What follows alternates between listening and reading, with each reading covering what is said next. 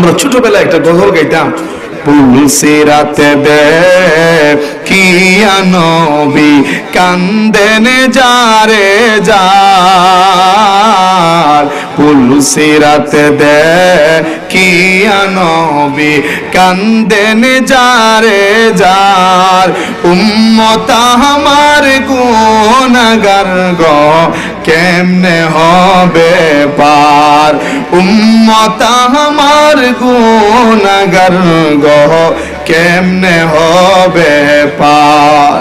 চুল হতে সরু হবে তলুয়ার হতে দার, সেই পুল হবে লম্বা হবে 30,000, সেই পুল হবে লম্বা হবে 30,000।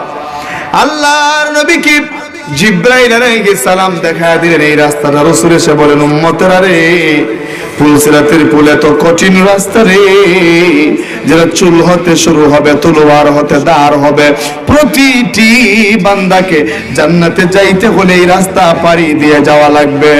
সুবহানাল্লাহ।